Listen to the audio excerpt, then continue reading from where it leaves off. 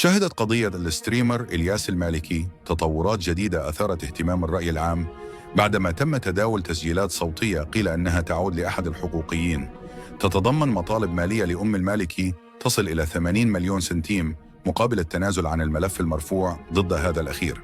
هذا التسريب أثار جدلاً واسعاً وانتقادات لاذعة على منصات التواصل الاجتماعي، وأثار تساؤلات حول ما إذا كانت بعض الملفات القضائية تتحول إلى أدوات مساومة مالية، وهو ما يعد ضرباً للقيم الأخلاقية والمبادئ التي يجب أن تحكم العلاقات بين المواطنين. في هذا السياق قدم العشرات من سائقي سيارات الأجرة بداية الأسبوع شكايات مباشرة لدى وكيل الملك بالمحكمة الابتدائية بالجديدة ضد المالكي، متهمين إياه بالتشهير والسب والقذف.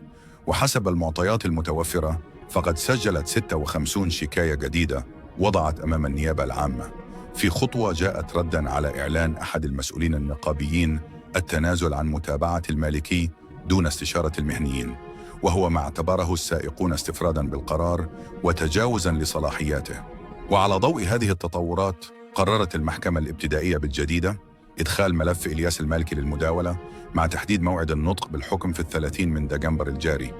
ويأتي هذا القرار بعد جلسة مطولة شهدت نقاشات حادة بين هيئة دفاع المطالبين بالحق المدني ودفاع المتهم في قضية متابع فيها المالكي بتهم السب والقذف والتشهير، وهو الملف الذي استقطب اهتماماً واسعاً على مواقع التواصل الاجتماعي.